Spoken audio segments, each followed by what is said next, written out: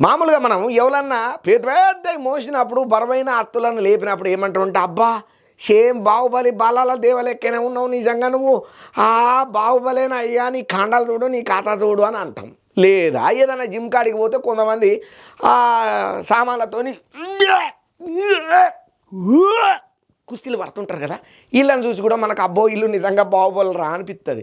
మరి అదే ఇక్కడ నేను చూపెట్టబోయి అన్న బాహుబలి కంటే బాపు ఎందుకని అంటారా? చూడుండ్రి మీరు.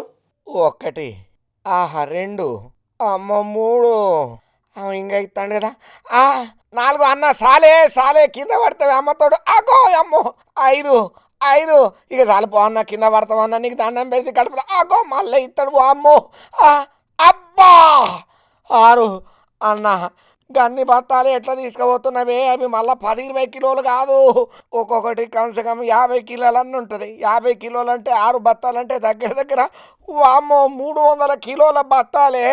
ఎవరన్నా పోయి అన్న బత్తాలని పట్టుకుంటలేరు కదా అన్న అన్న అగో తీసుకోవే ఎయ్యి ఫస్ట్ పక్కనే ఇసిరేవే అమ్మా.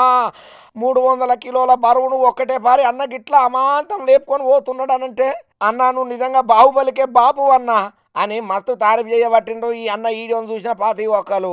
బాహుబలి అంటే మనం ఏడాడినం చూసినాం, లేకపోతే జిమ్మునల్లా కండలు తిప్పేటోళ్ళని చూసినాం, కానీ కూటి కోసం కోటి విద్యలు అన్నట్టు కడుపు కోసం అని చెప్పి గింత కట్టబడే ఈ అన్ననే నిజమైన ప్రపంచానికి బాహుబలి.